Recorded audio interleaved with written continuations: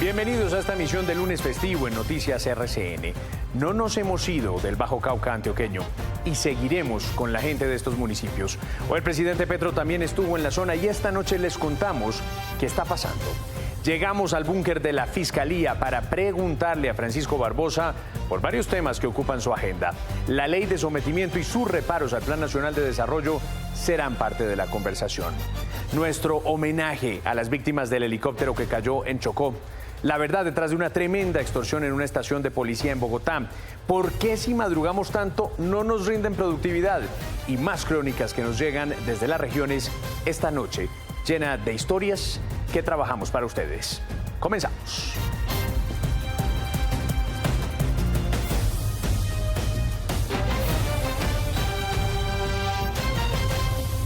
Muy bien, nos conectamos de inmediato con Caucasia. Allí estuvo el presidente con la cúpula militar y de policía. Y Diana Coronado está atenta a estos últimos hechos. Diana, la saludamos desde acá. José Manuel, televidentes, muy buenas noches. Así es, no nos hemos ido del Bajo Cauca, seguimos aquí con la comunidad exactamente en el municipio de Caucasia, en el que lamentablemente y las últimas horas no han sido buenas horas para este municipio y también para el de Tarazá, que queda a tan solo 45 minutos de aquí. Incineraron 2 buses entre Tarazá y Valdivia y justo minutos después de que la fuerza pública fue a levantar todos los destrozos, pues lamentablemente fueron hostigados. La población de este sector del país no aguanta más. Los hechos violentos volvieron a registrarse la tarde del domingo con la quema de 6 vehículos en la vía que de Tarazá, en el Bajo Cauca, conduce a Valdivia, en el norte de Antioquia. Ya uno está acostumbrado a los paros cada ratico y a las quemas de carro, ya que tiene que hacer uno quedarse quieto y no meter el vehículo para que no lo queme. No saben qué hacer con los pocos recursos que tienen y con sus ahorros, si pagan el colegio, si pagan el arriendo, si compran mercado. Otro hecho violento también se registró este lunes, mientras uniformados limpiaban los escombros y residuos que dejaron la quema de los vehículos, fueron hostigados con ráfagas de fusil desde las montañas. La población civil de la zona no tuvo más remedio que correr y resguardarse en algunos vehículos que estaban parqueados en la vía. Nuestra región se encuentra aporreada, la economía está difícil, hay muchas familias que están aguantando necesidades. El gremio transportador dice que ya tienen pérdidas que superan los 80.000 millones de pesos. Durante el día hubo caravanas acompañadas por la fuerza pública para garantizar la seguridad de los conductores de vehículos particulares, de servicio público y de carga. Hacia la 1 de la tarde, el presidente de la República, Gustavo Petro, acompañado del ministro de la Defensa, el ministro del Interior y la cúpula militar, llegó a Caucasia a un consejo de seguridad. Ahí rechazó los actos vandálicos que se han venido presentando y aseguró 2 puntos, abro comillas: a partir de la explotación ilegal de oro, el Clan del Golfo estaría lavando activos. También dijo que en las próximas horas habrá una reunión entre el gobernador y los alcaldes de la región para buscar una formalización de los mineros. Rechazamos todo acto de violencia y por eso la fuerza pública tiene hoy la orden en todas sus armas de copar el territorio y no abandonarlo. Mañana viajaremos el gobernador y miembros de mi equipo de gobierno, los alcaldes del Bajo Cauca, para una reunión en el Ministerio del Interior con el fin de definir ajustes a la ruta, tanto humanitaria como a la ruta para avanzar ya en el proceso de formalización de mineros. Nosotros estamos ubicados en el centro de Caucasia. En este momento la gente, hoy es lunes festivo, recordémoslo, intenta volver a la normalidad, intenta salir a las calles, pero en muy pocas horas lamentablemente se ven obligados a resguardarse en sus casas por la situación de orden público.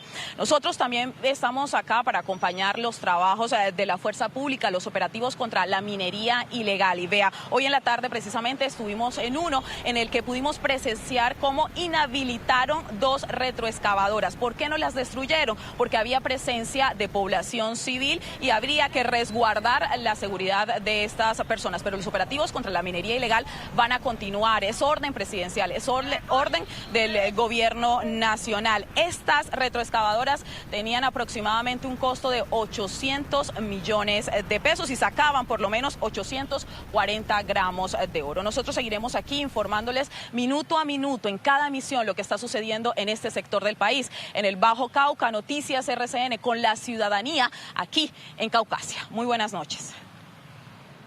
Pues miren ustedes, hoy durante todo el día ha sido una de las tendencias más comentadas en redes la expresión libertad y orden. Todo porque los gobernadores del país madrugaron a poner fotos del escudo de Colombia en sus cuentas, en un claro mensaje al país y al gobierno nacional. Y quien también habló de los ceses bilaterales y la situación de orden público fue el presidente del Congreso, Roy Barreras. Véanlo ustedes. Si todos han incumplido los ceses de fuego ofrecidos, pues bien podrían derogarse todos los decretos del 31 de diciembre, porque finalmente su único efecto fue frenar a las fuerzas militares con resultados indeseables en materia de seguridad. Bueno, y hay que ir a Barranquilla, porque en las últimas horas se presentó una masacre que lamentablemente se suma a otras en los últimos meses que nos ponen a pensar qué está pasando con la seguridad en la capital del Atlántico. Los actualizamos. Las detonaciones que para algunos parecían inofensivas fueron el presagio que anunciaba la llegada de una nueva masacre a la capital del Atlántico. Hasta este sector del barrio Villanueva llegaron los motorizados que, disparando contra todo a su paso, acabaron con la vida de 5 personas durante la presentación de un pick-up en el sur de la ciudad. 3 motocicletas llegan al lugar y de manera indiscriminada disparan contra la humanidad de las personas que se encontraban allí. La ráfaga de disparos también dejó 14 personas heridas. Confrontaciones entre grupos como estructuras de los costeños al mando de alias Castor y los Pepes al mando de alias Digno Palomino. 100 millones de pesos de recompensa han anunciado las autoridades locales para dar con los responsables de esta masacre. Si hay un momento para decir sin ninguna vergüenza que apoyamos, que queremos a la inmensa mayoría de hombres y mujeres que hacen parte de la fuerza pública en Colombia, es este. Desde Noticias RCN rendimos un homenaje especial a las 4 víctimas del accidente del helicóptero en Chocó. Recordamos sus sacrificios y les mandamos un abrazo desde el corazón a sus familias. Estamos con ustedes. ¿Se cayó? ¡Ay, se cayó! ¡Ay, se cayó el helicóptero! ¡Se cayó! El ser piloto no solamente es volar la aeronave, sino llevar las responsabilidades de su tripulación y de las tropas a las que nosotros apoyamos. Él siempre estará en nuestros corazones como la persona resuelta y alegre que a todos nos sacaba una carcajada. Hoy queda un enorme vacío en la vida de las familias de los 4 uniformados que murieron la tarde del domingo 19 de marzo en aquel trágico vuelo en el que el destino apagó el rotor trasero del helicóptero Huey UH-1N del ejército y silenció para siempre sus vidas. Una de ellas, la del capitán Héctor Mauricio Jerez Ochoa, nació en el municipio de San Andrés, en Santander, el 18 de mayo de 1990. Este santandereano era el piloto del helicóptero que justo ayer cortó sus alas con las que desde niño tuvo el sueño de volar. Mi primo Héctor Mauricio Jerez Ochoa era una persona de un carácter fuerte, tan fuerte como su vocación de servicio por el país y el amor por su familia. La teniente Juliet García Cordero es la primera mujer piloto de helicóptero UH-1N de la aviación del Ejército Nacional. Ella era la teniente y copiloto de la aeronave, tenía 31 años y era de Cúcuta, norte de Santander. Gracias a la vida por haberme permitido conocerla y por haber podido compartir con ella los mejores momentos de mi vida. Los sueños de la teniente Juliet Girlesa García Cordero, por fortuna, no quedaron truncados. Ella murió haciendo lo que más le apasionaba. Todo lo que se hace con el corazón y con vocación, Dios lo bendice aún siempre. El UH-1N también se llevó la vida del sargento segundo Joan Andrés Orozco Neira. Tenía 31 años, era barranquillero, casado y tenía 2 hijos. Y por último, pero no menos importante, el sargento segundo Rubén Ricardo Bartolomé Leguizamón Perilla. Tenía 35 años, era bogotano, casado y tenía un pequeño hijo de 4 años, quien ahora no crecerá junto a su padre. ¡Ay, Dios mío, lo que es! ¡Ay, Dios mío! En este preciso instante en el que el helicóptero 4227 se desplomó, fue también el momento en el que se vinieron al piso la vida de sus tripulantes y el día en el que la alegría de sus familias también cayó en picada. Hoy ellos 4 no estarán entre nosotros, pero siempre quedarán en nuestra memoria. Qué dolor, toda nuestra solidaridad. Y seguro muchos de ustedes vieron en sus celulares el video de un hombre encargado de la seguridad de un carro de valores que hablaba en medio de su agonía después de un ataque y en medio de una tremenda balacera. Quien captó varios de esos momentos de angustia fue un conductor de un camión. Álvaro Lora, usted consiguió ese valioso testimonio y nos lo trae en exclusiva esta noche aquí a Noticias RCN. Álvaro.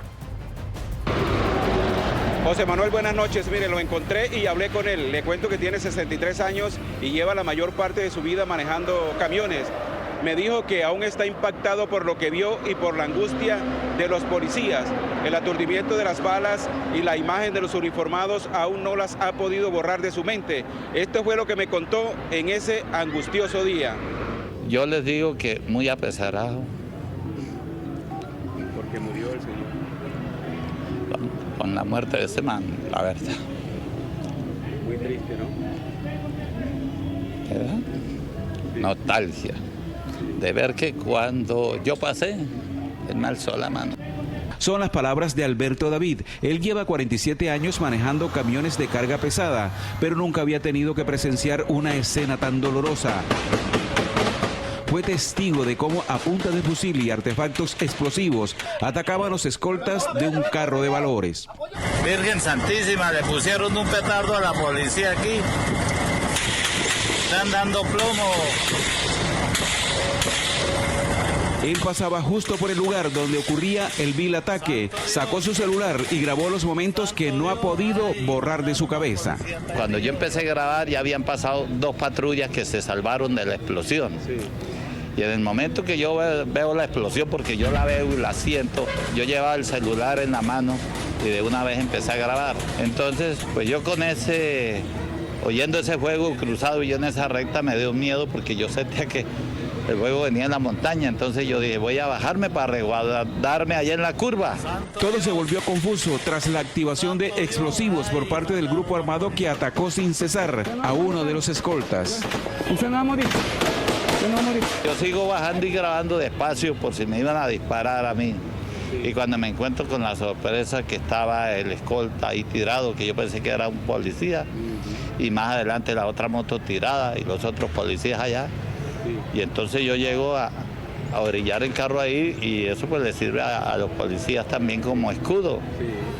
Sí. Y en ese momento hay un receso de fuego y yo me bajo y yo sigo grabando. El incesante hostigamiento desde las montañas y la respuesta de la policía que repelía el feroz ataque no amilanó al conductor Alberto para alentar a los uniformados. Todo el mundo sentimos temor, sino que yo como estaba en el medio del fuego cruzado ahí, entonces pues yo la opción de salvarme fue como refugiarme allá, entonces por eso decidí bajar, pero también a la hora de la verdad pues tuve valentía porque yo seguí grabando. En ningún momento pensé de que de pronto que eso se fuera a hacer viral. Ni el ruido de las balas espantaba la imagen que más le atormentaba y que lo impacientaba. La angustia era ver que el escolta estaba ya herido, hermano, y sin poderlo ayudar, porque el temor, el cabo se quería meter, pero el otro no le dejaba y a mí también me daba miedo porque podían haber más explosivos. Alberto asegura que pese a que el temor y el aturdimiento continúan, seguirá frente al volante recorriendo las carreteras del país. Impactante este testimonio. Vamos a seguir en nuestras regiones, específicamente en el Pacífico, porque como si fuera poco, que en Buenaventura, después de 2 meses, la alcaldía no ha contratado el plan de alimentación escolar que sirve a todos los estudiantes del puerto, pues ahora se suma que los alumnos no pueden ir al colegio en la zona rural, esto por amenazas de grupos armados a los docentes. Nuestro equipo periodístico en el Valle del Cauca constató la situación. Estamos con la gente de Buenaventura. Nosotros llevamos 20 días que no hemos podido entrar al territorio por la situación que ya te dije, y pues sí, suspendida prácticamente. Y no es por decisión de profesores o directivas de los 12 colegios que hay en igual número de veredas en esa zona rural de Buenaventura. La ausencia en las aulas para educar a 664 estudiantes es obligatoria. Sabemos que estas zonas son zonas donde hace presencia la insurgencia. La valentía no aplica en este caso, donde está en juego la vida. Mis maestros supremamente atemorizados. Nosotros estamos preparados para enseñar. La situación de Yurumangui lamentablemente se replica también en los consejos comunitarios de Mallorquín, Cajambre, Raposo y Bajo Calima, donde cerca de 1.600 estudiantes también están sin clases. El impacto de la violencia ya ha dejado secuelas en los docentes. Haciéndole todo lo que fue un trabajo con psicólogos para todo este tema de afectación psicomental, porque esto tiene muy afectado a los maestros. La compleja situación de orden público, la falta de docentes y el difícil acceso a Internet tienen a los estudiantes en casa. Incluso fue una de las alternativas que planteamos, preparar guías para enviarles vía Internet a los muchachos, pero pues no tenemos acceso a Internet. Los maestros de las zonas afectadas en el Pacífico Vallecaucano solo piden que los dejen enseñar. El llamado especial para el presidente de la República, que nos ponga atención a nosotros en estas zonas totalmente apartadas. 7 de la noche, 16 minutos. Al volver, ¿se siente traicionado el fiscal? ¿Cuáles son sus nuevas denuncias frente al plan de desarrollo? ¿Se volvió un fiscal dictador legislativo, como dicen sus críticos? Pues las respuestas en minutos. La Fiscalía de Francisco Barbosa entra en su recta final, en medio de proyectos de ley que generan mucha polémica y de un escándalo que compromete al hijo y al hermano del presidente Gustavo Petro. Caminen con nosotros y le preguntamos con toda franqueza a Francisco Barbosa sobre estos y otros temas.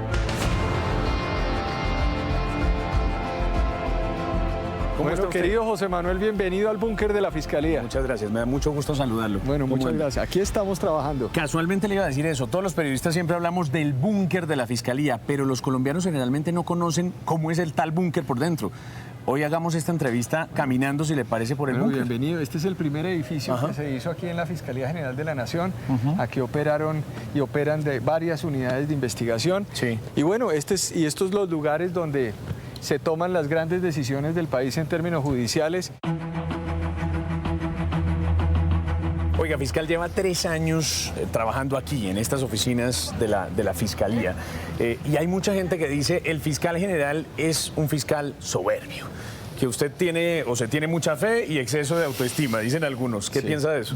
Pues yo creo que la gente confunde la soberbia con la firmeza.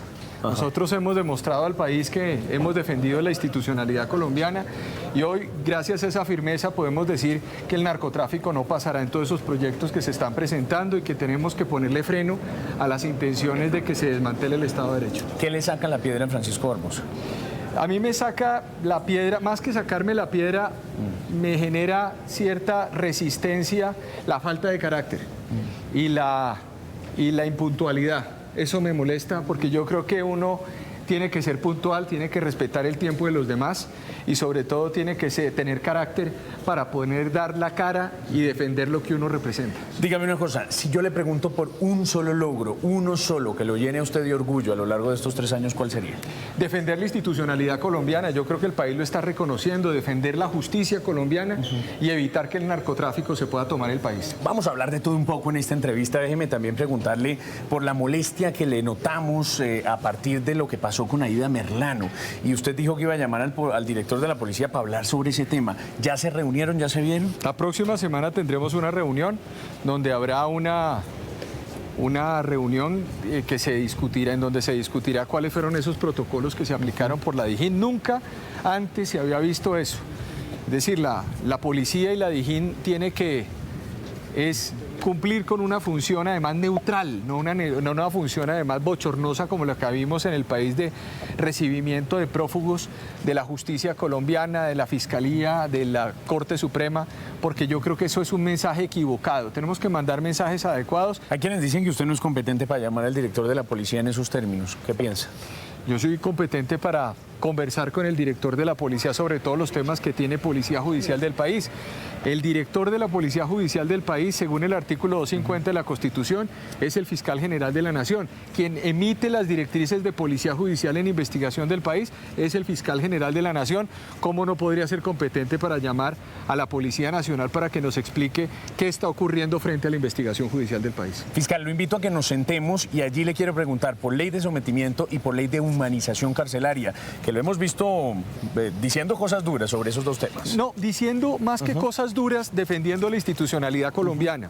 Tengo varias preguntas sobre ese tema. Caminen con nosotros. Muchas gracias.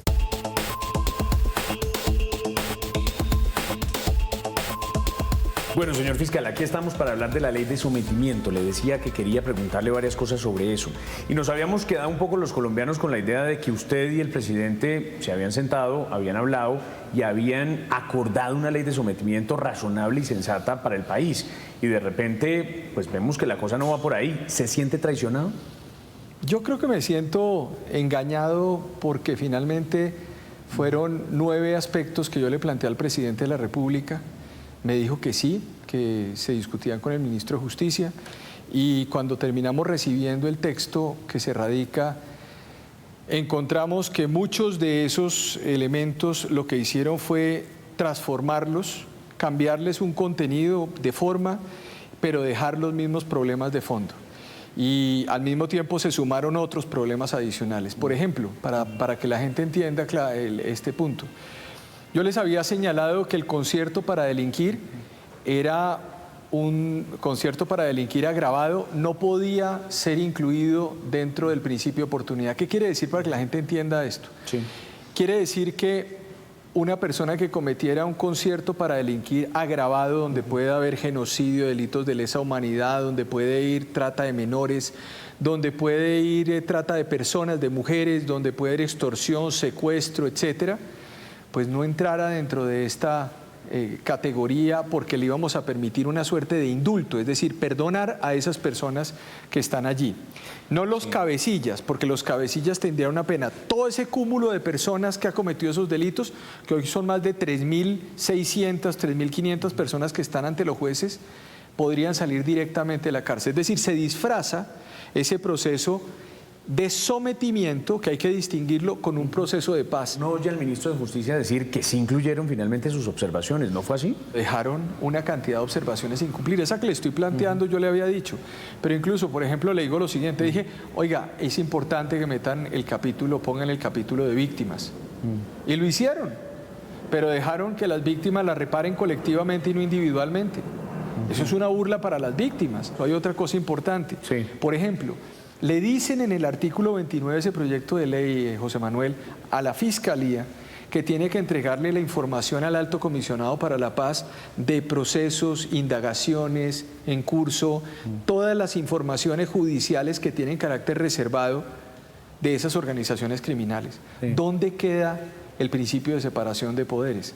La Fiscalía no hace parte de la rama ejecutiva. Mire, ¿y el presidente no lo ha llamado en las últimas horas, el ministro de Justicia, para decirle, venga, nos volvemos a sentar? No, nada. Yo creo que finalmente es algo que uno ve también en algunos sectores del gobierno, y es que pasan estas cosas y no hay diálogo. Cuando uno defiende principios, cuando uno defiende también que el país no vaya a caer en manos del narcotráfico, cuando usted descubre en el proyecto de mejoramiento a la justicia que hay un artículo que además está implicando la suspensión de la condena, es decir, que no haya cárcel, que se vaya a la calle, pequeños cultivadores, pero no solamente pequeños cultivadores, que podría ser una discusión, sino al mismo tiempo comercializadores e importadores de insumos para el procesamiento de cocaína, heroína y drogas sintéticas, pues usted tiene que decírselo al país. Vea, ¿qué piensa hoy el fiscal general del Alto Comisionado para la Paz? Y en esa oficina no ha habido lealtad con el fiscal general, sobre todo en el mes de enero,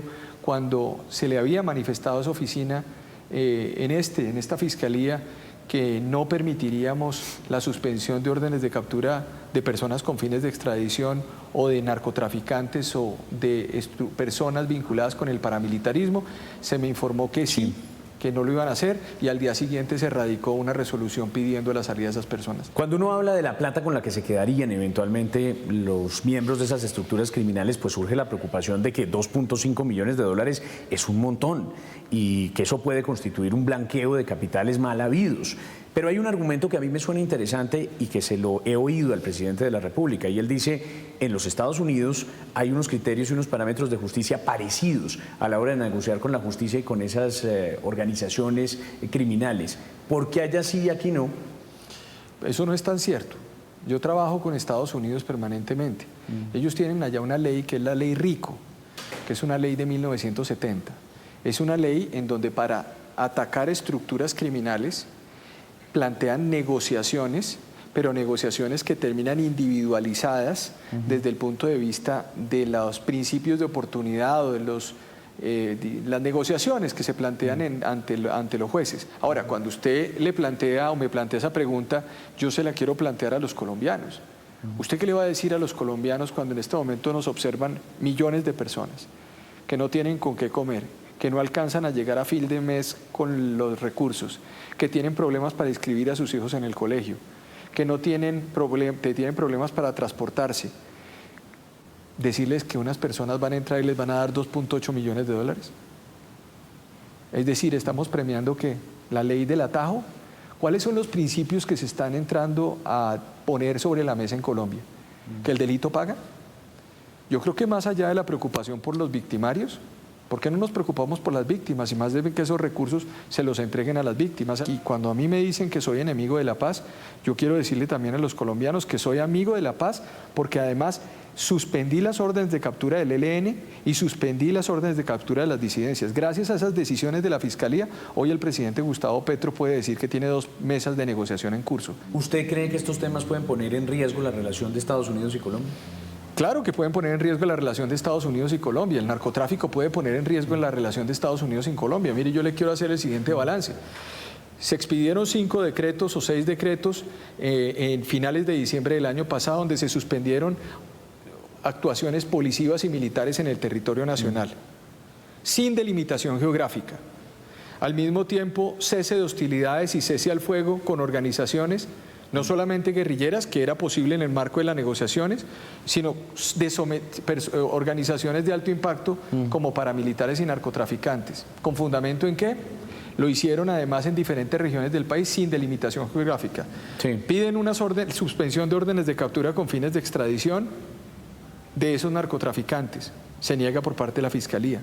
Posteriormente nos secuestran 3 fiscales en Tarazá y un funcionario judicial.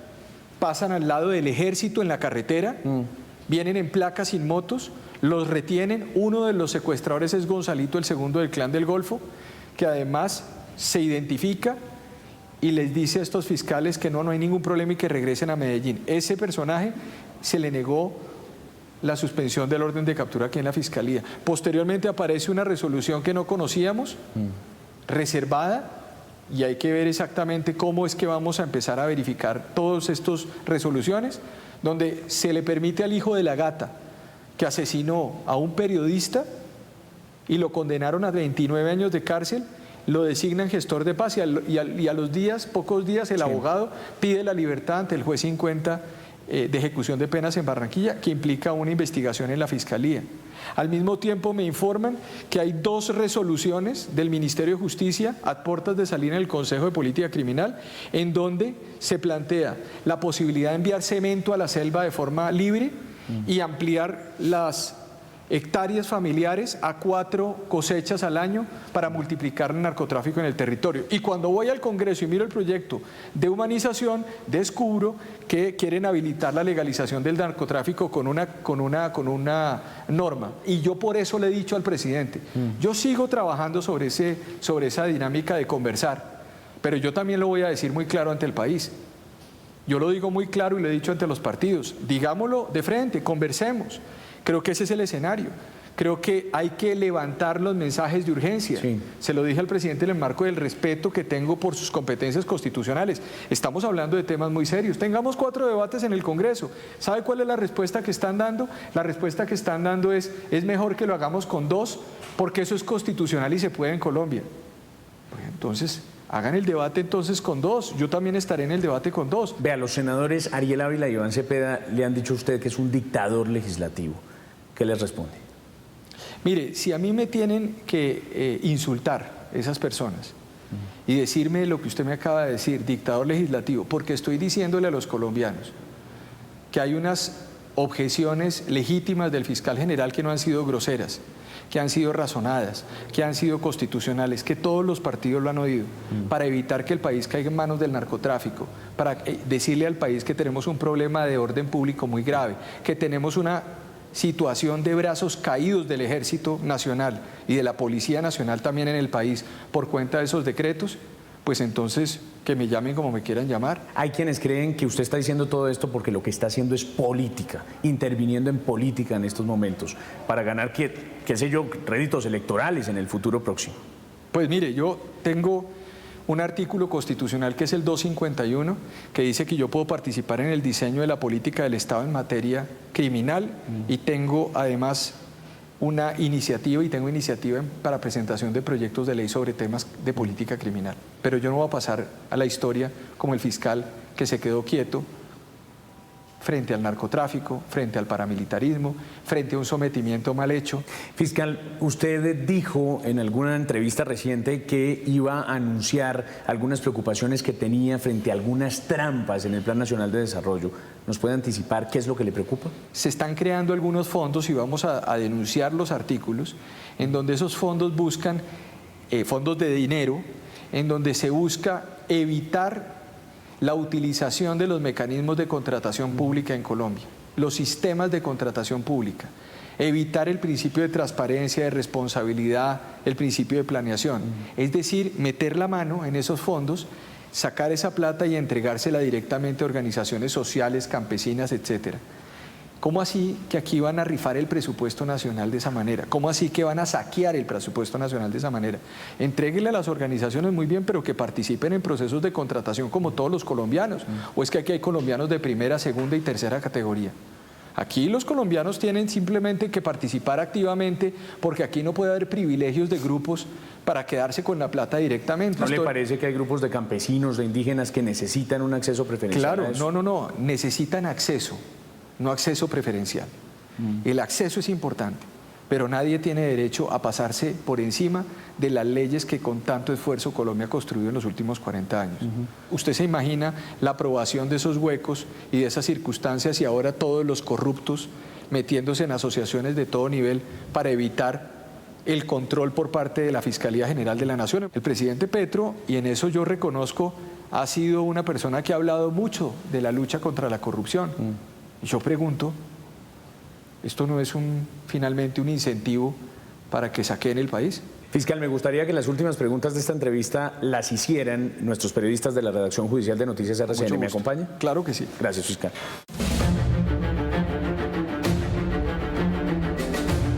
Óigame, fiscal, cuando le pregunté al presidente de la República en diciembre que hicimos una entrevista similar a esta, cómo se sentía en la Casa de Nariño, me decía que sentía mucho frío, que la Casa de Nariño era helada. Sí. ¿Aquí también pasa lo mismo en el búnker? Mire, aquí no, aquí hay mucho calor humano. Aquí nosotros trabajamos, estamos cohesionados. Aquí la gente hace parte de un proyecto que se llama Colombia, que se llama Justicia, y no se vive un ambiente gélido. Mire, el presidente nos mostró su despacho en esa entrevista. ¿Usted también nos mostraría dónde es que trabaja el fiscal general de la Nación? Para que vean el despacho del fiscal. Claro que sí, vamos. Muy bien. Veo mucho Churchill por ahí, ¿no? Churchill es una persona que yo he admirado y me admiro mucho, y algunos personajes de la historia. Leo mucho sobre líderes. ¿Sabe qué me llaman la atención las frases? ¿Esas frases son suyas o estaban en el despacho? No, esas frases son mías. Yo las puse acá. Y ¿por qué? ¿Cuál es el sentido de esas frases? Esas frases son frases del Libertador, de Simón Bolívar, y son frases además que reconocen los territorios, por ejemplo, reconocen la justicia, reconocen los retos. Si la naturaleza se opone a él, lucharemos contra ella, haremos que nos obedezca. Y por supuesto una que es muy importante, sobre todo en este momento en Colombia, y es que las teorías abstractas son las que producen la perniciosa idea de una libertad ilimitada. Mucho Bolívar y poco Santander, ¿eso tiene algo que ver? Era otro hombre de carácter.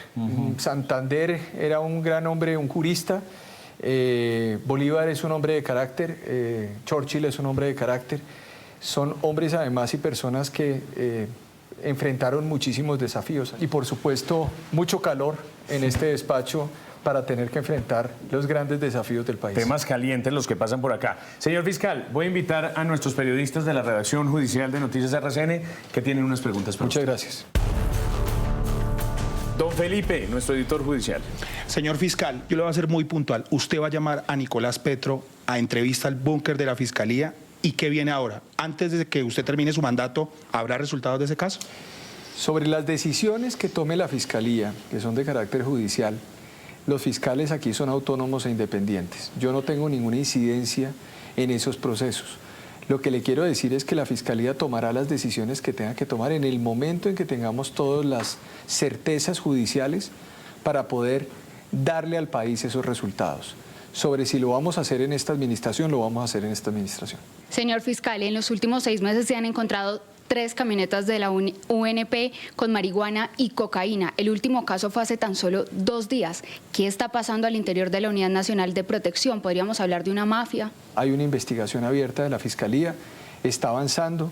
Ustedes acaban de ver lo que ocurrió también con el caso de la fuga de Matamba, en donde la Fiscalía General de la Nación ya tomó unas decisiones y que en un momento determinado la misma opinión pública decía no van a tomar ninguna decisión. Sobre lo que ocurre en la UNP también habrá resultados este año y el objetivo es que se vayan esclareciendo y no dejarle pendientes al próximo fiscal general de la Nación en temas que son importantes para el país.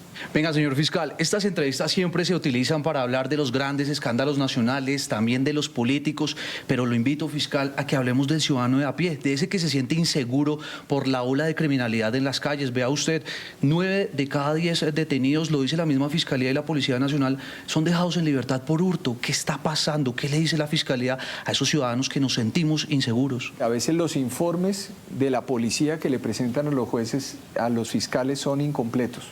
En ese sentido, es necesario por eso el trabajo entre policía y DIJÍN. Lo he hecho con 2 directores de la policía, espero poder incluso en la reunión que voy a tener con el general Sanabria hablar de todos estos temas misionales. Y vuelvo y repito, 365 órdenes de captura por homicidio en el país en zona rural que no se ha podido materializar. Más de 3.400 órdenes de captura sin materializar por homicidio en el territorio nacional. Claro que hay una preocupación del fiscal general de la Nación, pero el fiscal no es todo. A veces se cree por parte de los ciudadanos o incluso por parte de los mismos funcionarios del Ejecutivo, como me ha pasado en los últimos días, que me dicen: fiscal, ¿cómo vamos a resolver tal asunto? Y me toca recordarles que ahora son gobierno y que tienen las funciones para tenerlo que asumir. Pues fiscal Francisco Barbosa, gracias por haber aceptado esta entrevista con Noticias RCN. Una última pregunta, ¿ya sabe qué se va a poner a hacer cuando salga de aquí, de la Fiscalía? Defender lo que hice, defender lo que hicimos en la Fiscalía General de la Nación. ¿Desde dónde? ¿Desde la arena electoral de pronto? No, desde la arena ciudadana. Fiscal, gracias. Muchísimas gracias. 7:48, gracias por continuar con nosotros. La libertad de todos los presos políticos del régimen de Daniel Ortega en Nicaragua. Esa es la petición de Monseñor Silvio José Báez, quien además pidió no olvidar al obispo Rolando José Álvarez, que fue condenado a 26 años de prisión y de quien no se conoce su paradero.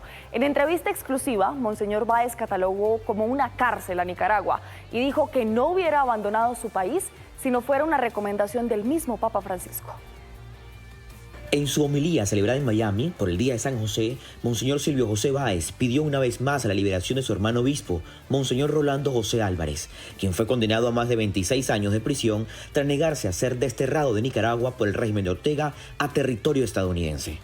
Si Rolando me pudiera escuchar, quisiera decirle que no está solo, que con él estamos sus hermanos obispos, con él me siento muy unido en la oración y con él está todo el pueblo de Dios. Monseñor Silvio José Báez se ha caracterizado por ser un religioso que ha levantado su voz sin miedo contra la dictadura de Daniel Ortega.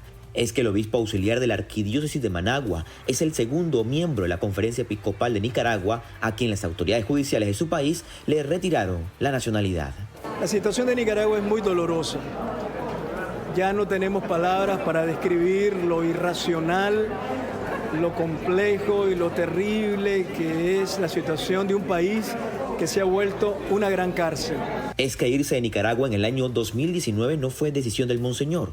fue una petición del Papa Francisco. El Papa Francisco me pidió hacerlo y por obediencia a él lo acepté. Ahora me doy cuenta que el Papa tenía razón, pero yo nunca hubiera salido, nunca hubiera dejado a mi pueblo. Creo que hay que proteger a las ovejas, no al pastor. Los que asisten a las misas celebradas por Monseñor en Miami quieren abrazarlo, tomarse una foto con él, tocar su mano. Es que se ha convertido en un símbolo de resistencia contra las atrocidades de Nicaragua y una voz de aliento para los que deben abandonar su país natal. Quien por estos días tiene la oportunidad de caminar por las calles de Madrid en España se va a encontrar con 20 gigantescos libros instalados por toda la ciudad que sirven de bancos. Pero para qué les cuento más, mejor los invito a dar un recorrido por la capital española para ver esta obra. Por estos días en Madrid es posible toparse en varias esquinas con libros gigantes, o mejor dicho, con estas réplicas de grandes obras literarias dispuestas ahora como sillas. Sí, exactamente eso, libros silla que invitan al placer de leer. Bueno, me parece que es bonito y que es una buena idea, porque así uno sabe y si no sabe, pues aprende. Son representaciones de 20 libros de autores como Julia Navarro, Juan José Millás, Kate Morton, en sitios tan icónicos de Madrid como Gran Vía, Calle de Alcalá, El Prado, Serrano, Cibeles o la Biblioteca Nacional. Leer siempre será gratísimo, leer en Madrid quizá un poco más interesante y leer sentado en una réplica de un libro pues es un asunto que no se nos había ocurrido. Los invito, sentémonos y leamos aquí en las calles de Madrid. Son más que libros al paso para sentarse a ver el atardecer madrileño, son verdaderos llamados de atención. A leer, chicos, hay muchos mundos por descubrir y es más barato que viajar. Para quienes pasan frente a los libros silla, es inevitable detenerse a tomar una foto, sentarse y dejarse tentar por las letras, en pleno Madrid. Muy bien, a mí me han hecho salir a buscarlos, a verlos, aparte de que me gusta mucho leer, claro está. Es una iniciativa del Ayuntamiento de Madrid con motivo del Día Internacional del Idioma que se avecina. Es un buen pretexto. Asienta la lectura, siéntate a leer.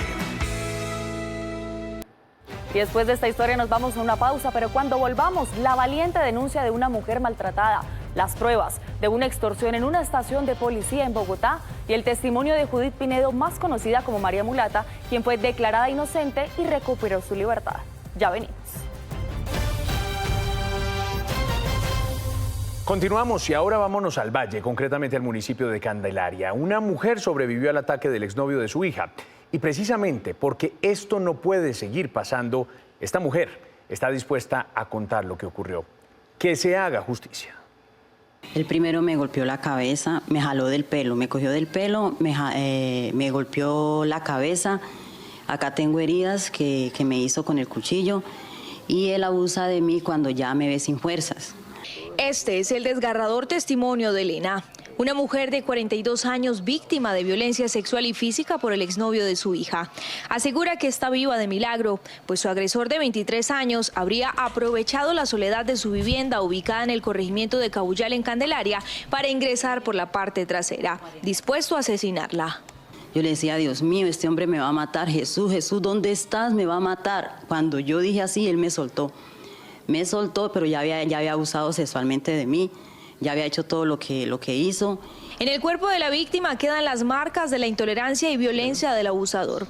Asegura que él la habría atacado por venganza contra su hija, con quien sostenía una relación de 8 años y tienen una hija. Una semana antes habían terminado con mi hija, mas sin embargo él seguía viniendo como si nada.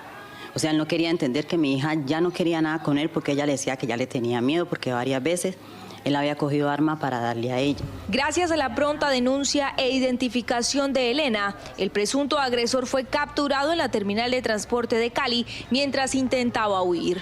Unidad de la Seccional de Investigación Criminal esclareció una tentativa de feminicidio que conmocionó al corregimiento del Cabullal, municipio de Candelaria, capturando así al hombre señalado de atacar física y sexualmente a una mujer. Las autoridades aseguraron que ante estos casos de violencia hacia la mujer, lanzaron la patrulla púrpura, estrategia que cuenta con 3 motorizadas y un CAI móvil, las 24 horas del día para atender este tipo de casos. Bien, y ojo a esta otra denuncia. Las mamás de algunos detenidos en una de las estaciones de policía de Kennedy Aquí en Bogotá, le cuentan a Oscar Ramírez cómo las están extorsionando a cambio de no hacerle daño a sus hijos que están dentro de las celdas. Hasta 500.000 pesos semanales le sacan. Les mostramos las que serían pruebas clave. En momentos en que el país empieza a profundizar en un nuevo debate sobre lo que el gobierno ha llamado la humanización carcelaria, Noticias RCN conoció una denuncia sobre lo que hace mucho tiempo sucede en las cárceles del país, sobre todo en la sur y en las estaciones de policía, pero que a pesar del tiempo no se logra erradicar.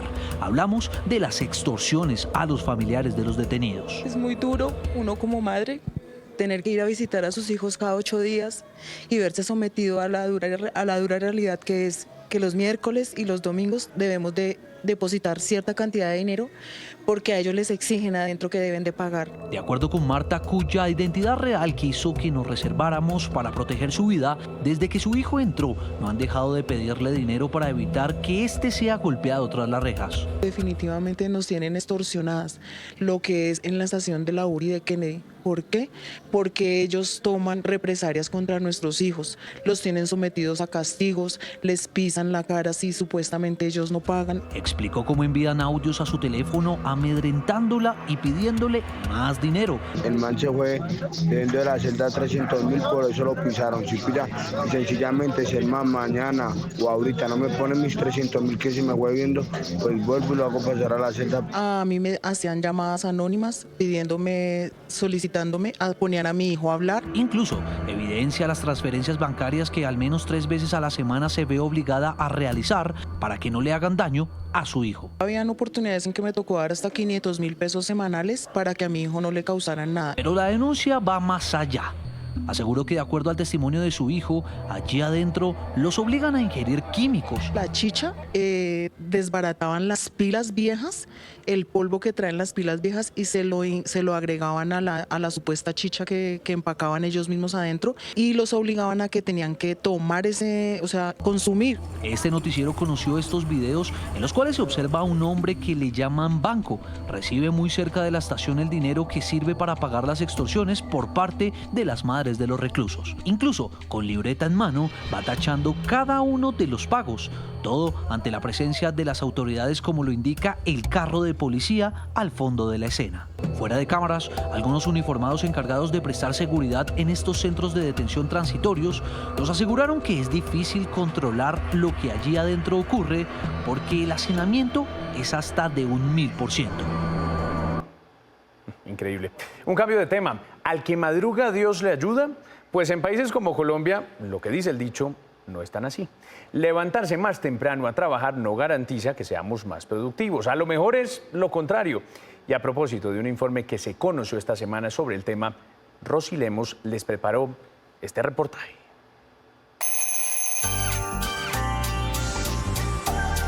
¿A qué hora te levantas todos los días? A las 6 de la mañana. 5 de la mañana. Lunes a viernes, 4:30. Normalmente a las 4 de la mañana. Y eso sí que es tremenda madrugada, o al menos así lo considera World Statistics, cuyo más reciente estudio indica que Colombia es el país más madrugador del mundo.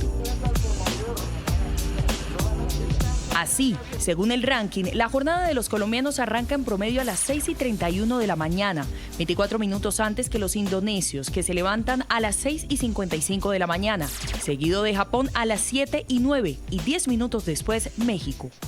Y cómo no, si la jornada para algunos comienza estando de noche o incluso cuando otros apenas se están acostando. Pero ojo, porque en este caso madrugar no es sinónimo de productividad. Pues el trabajador colombiano produce un promedio de $17 por hora, 4 veces menos que uno promedio de la Organización para la Cooperación y Desarrollo Económico, OCDE, es decir, $60 por hora. La razón fundamental tiene que ver con la mala calidad de la educación, en particular la mala calidad de la educación de los jóvenes que incursionan al mercado laboral. Otra razón estaría relacionada con la ubicación y el entorno en el que viven los trabajadores. No es lo mismo vivir en una ciudad con transporte público donde para transitar grandes distancias demoras unos pocos minutos, como las grandes ciudades europeas, y sabes exactamente cuándo puedes llegar a tu punto de trabajo, como a una ciudad como Bogotá, donde un trabajador perfectamente puede demorarse 2 horas en llegar a su punto de trabajo. Y no solo entre los menos productivos del mundo, Colombia también se ubica como uno de los países con la jornada más larga por número de horas de trabajo, 48 a la semana por cada empleo. Que la mayor parte de su tiempo, ¿usted a qué la dedica? A trabajar y a preparar clases. Como 7 horas. Trabajando. Sí, estoy trasnochada. Pero, ¿existe alguna solución a este panorama? El tema de productividad se mejora haciendo más productivos a los trabajadores. ¿Y cómo se logra eso? Con mejor formación y con mejores condiciones para que los trabajadores se preparen. El informe de productividad de la OCDE cobra mayor relevancia al tiempo en el que se debate la reciente reforma laboral del gobierno, en la que, entre otras cosas, se busca combatir dicha problemática disminuyendo las horas de trabajo. Pero eso no va a solucionar el tema de productividad. Reducir la jornada no mejora el tema de productividad. Quiero decir que la reforma tiene dos componentes. Uno de temas de costos, que podrá haber otra discusión, pero los componentes que tienen que ver con formación son fundamentales. Amanecerá y veremos. Mientras tanto, los expertos siguen intentando comprobar si es cierto eso de que al que madruga, Dios le ayuda. Uno de los que más madruga es Colombia. ¿Cómo la ven? Hablemos ahora de una tremenda injusticia, la que tuvo que vivir durante los últimos años una mujer que finalmente logró su libertad y su declaración de inocencia. Por supuesto que me refiero a la María Mulata, como le dicen a la exalcaldesa de Cartagena, Judith Pinedo. Su caso debería ser estudiado en las facultades de Derecho y su historia se cuenta sola. Yo sobreviví estos 2 años por el amor de la gente afuera, por el amor de mi familia, por el amor que encontré en la cárcel de mujeres. De la mano de su esposo y su hija, Judith Pinedo caminó hacia la libertad. La ex alcaldesa de Cartagena asumió con valentía todo tipo de señalamientos. Los tribunales y el Poder Judicial en Cartagena han intentado cortarme las alas, dando de legalidad a lo que es una infamia. Fue alcaldesa de Cartagena del 2008 al 2011. Cuando avanzaba su administración fue denunciada por haber vendido un lote ubicado en las playas de El Laguito que supuestamente no podía ser objeto de comercialización. A mí me duele enormemente, siendo abogada respetuosa de las normas, del derecho, que pueda ser utilizada la justicia en contra de quienes quieren hacer gobiernos. Para abril del 2021, el Tribunal Superior de Cartagena condenó a la María Mulata, como es conocida popularmente, a 12 años y 5 meses de cárcel, al igual que a su secretaria de Hacienda, Vivian El Hayet, por peculado por apropiación y contrato sin el cumplimiento de los requisitos legales. La justicia para Pinedo tardó, pero llegó cuando la Corte Suprema de Justicia hizo pública la sentencia de absolución que revoca la condena que había sido dictada en su contra al hallarla inocente. En conclusión, como el órgano persecutor no logró desvirtuar la presunción de inocencia de los enjuiciados con fundamento en el artículo 381 de la Ley 906 de 2004, la Sala revocará también la condena impartida contra los procesados. Esta María Mulata, así como el ave caribeña, está lista para abrir nuevamente sus alas, volar y recuperar el tiempo que estuvo tras las rejas y alejada de su familia. Increíble. Pero quedémonos en la costa, en varios pueblos a los que solo se puede llegar en lancha o en canoas. Somos sus ojos en todo el país y si hay que hablar de diversidad, de lo bueno y de lo malo que pasa en esa otra Colombia, este es el espacio. La crónica es de Juan Camilo Ramírez.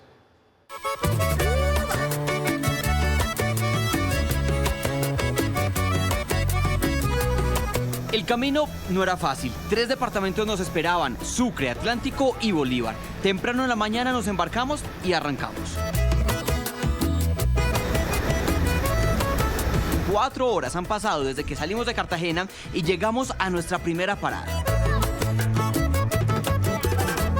Estamos en Boca Cerrada. ¿Qué es Boca Cerrada? Boca Cerrada es una tierra conformada por muchas personas, antigüedad, que por ejemplo, nosotros cuando éramos niños, aquí la pesca, muy bien, muy bacana. Aquí las que sacan la cara son las mujeres. Las mujeres somos la del mando, la del poder. ¿Ah, sí? ¿Y qué dicen los señores de Boca Cerrada de eso? Bueno, no sé, pero esto me lo creo yo. Óigame, Doña María, a mí me dicen que usted es la representante de todo este grupo de mujeres que tiene un proyecto súper interesante aquí en Boca Cerrada. ¿Cuál es ese proyecto? De reciclaje. ¿Cómo funciona? Bueno, estamos funcionando bien. Recogimos en las playas, hacemos la comunidad y estamos vendiendo en Escobarú. Por acá no vienen turistas, pero si lo hicieran, ellos saben cómo lo recibirían. Lo invitaríamos a comer unos patacones con pescado frito y una ensalada cruda. Tan bonita como eres, y eres encantadora. Una comunidad pequeña de 500 habitantes. Son felices, pero tienen un grave problema. No hay hospitales. Pasacaballo es un corregimiento más cercano que ahí es que nosotros llevamos a las personas. Siendo Pasacaballo y Santana, que son los más cercanos, una lancha rápida llegamos. Un recorrido más por sus calles, cuya única estructura en cemento es la iglesia. Un par de fotos y listo. Nuevamente retomamos camino y ahora sí.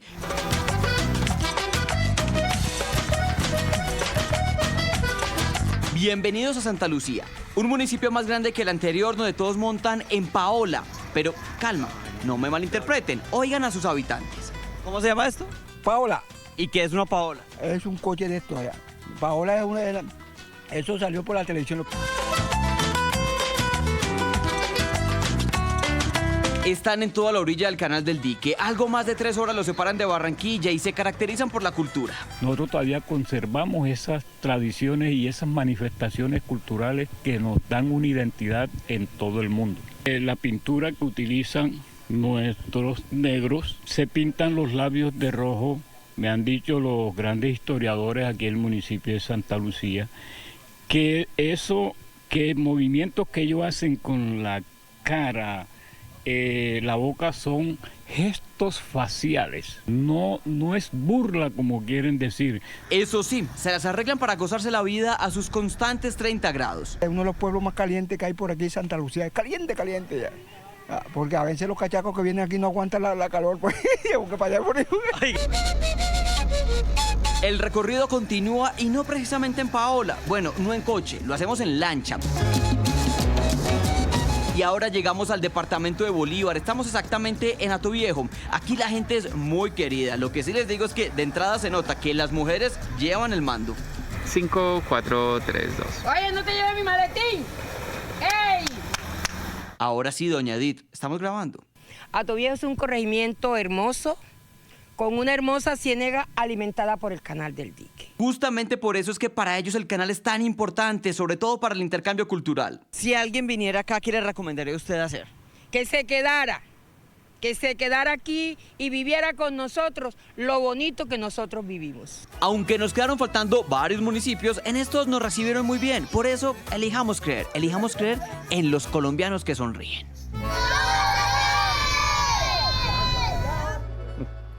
Elegimos creer.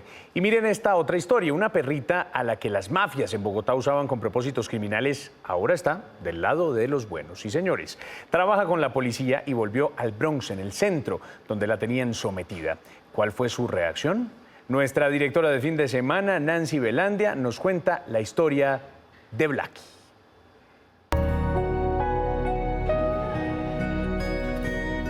Sus pasos son lentos y cautelosos, tal vez sea signo de su avanzada edad o tal vez porque ya no tiene el ritmo de vida que llevó por años. No siempre fue así de tranquila ni de dócil.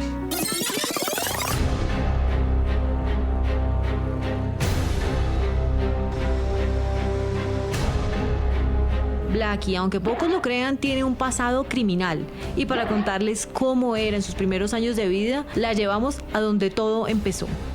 Fue entrenada por delincuentes que la usaron por años. La entrenaron para mantener a raya a la policía. A los ojos de Blackie, los policías eran sus enemigos.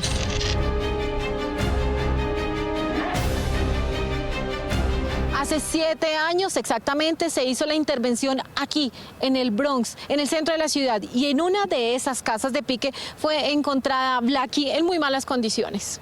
En su momento de juventud, porque ya tiene 16 años, ella fue rescatada de este sector, el Bronx o L.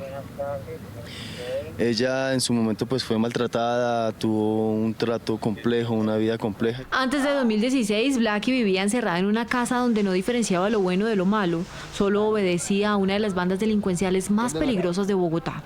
Ella se encontraba en poder de este grupo ilegal, los Saiyajin, y efectivamente sí la utilizaban para ciertas actividades irregulares, ilegales, como este grupo desaparecía personas, ellas la utilizaban para este tema. Recorriendo con ella lo que un día fue el Bronx, nos enteramos de cómo era la vida de una perrita que fue entrenada para hacer las peores cosas. El trato que ella tenía, un maltrato, en su momento ella sentía desconfianza de las personas, de los seres humanos. Uno se acercaba a ella y ella generaba como esa sensación de que uno le fuera a hacer daño y ella se procuraba defender. Pero el día de la intervención, cuando rescataron a decenas de animalitos, ese día nació otra Blackie. Bueno, no fue la única. Ella estaba en estado de embarazo, en donde pues los perritos también fueron atendidos en su momento pues con el parto y demás, y entregados en adopción.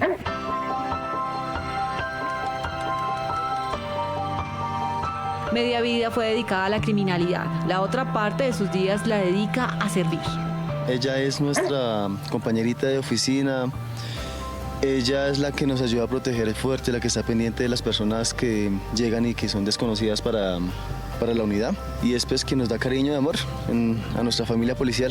Tal vez fue obligada a causar mucho daño, pero la nobleza que hoy enternece a más de uno borra todo ese pasado oscuro. Hacíamos actividades en colegios, en humedales, vías públicas, pues hablando con la comunidad y la gente explicándole que los animales tienen una protección especial. Para el intendente García, quien la lleva a todas partes desde que la conoció, hay una clave. Cariño. Y también hay un mensaje. El ejemplo es ella, que después de tener una situación tan compleja en su vida, pues hoy en día es un perrito muy dócil. Sandra, y es que yo le quiero contar que a 11.499 kilómetros de Colombia encontramos la historia de Nicole Romero, una subteniente del ejército que está a cargo de la seguridad en la frontera entre Egipto e Israel. Es colombiana, cómo no, y lo que pasa con nuestros compatriotas en el exterior también se los contamos aquí esta noche con Jorman Leal.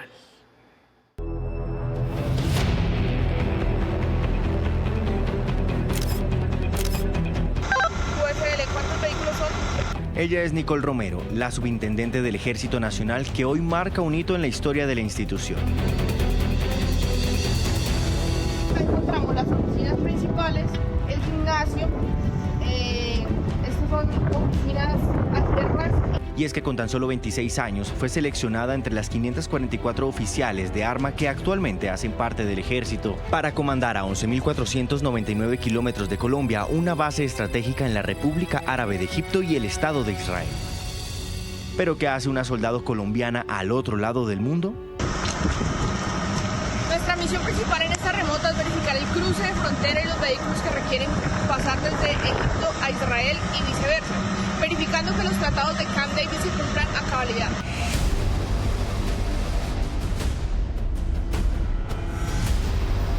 Está al mando de 2 suboficiales y 14 soldados quienes tienen la misión de observar, verificar y reportar cualquier incidente que viole los tratados de paz que existen en esta zona roja de frontera. Y sí, sus capacidades y carácter la han hecho más que merecedora de respeto de sus compañeros. Ella es una oficial que se distingue por su dinámica en el trabajo en equipo, en el mando y control para la resolución de conflictos. Cuando estaba en Colombia obtuvo con su pelotón importantes resultados, debilitando las estructuras criminales en varias regiones del país. Fui destinada para formar parte del batallón Colombia número 3 acá en la península del Sinaí debido a los resultados operacionales que tuve mientras estaba como comandante de la unidad motorizada con mi equipo de trabajo, afectando directamente la infraestructura del Clan del Golfo.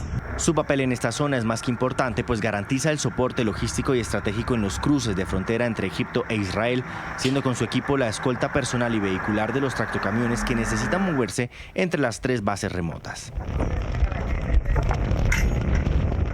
Como primera mujer de arma en la península del Sinaí, es una digna representante y ha dejado muy en alto el nombre de la mujer militar y el nombre de la mujer colombiana en la institución y en todo el mundo. La subintendente Nicole se proyecta con una carrera exitosa como militar y hoy quiere ser ejemplo para empoderar a las mujeres mientras continúa dejando en alto la bandera colombiana. Invitándolas a que sigamos demostrándonos a nosotras mismas las capacidades y las fortalezas que tenemos como mujer. De igual forma teniendo en cuenta que estamos cumpliendo un sueño y que todo lo que nos proponemos se puede cumplir. Mujeres tesas las de nuestro país. Nos vamos, pero ustedes rematen este lunes festivo con una buena película. La información permanente y la ampliación de las noticias está en noticiasrcn.com. Chao.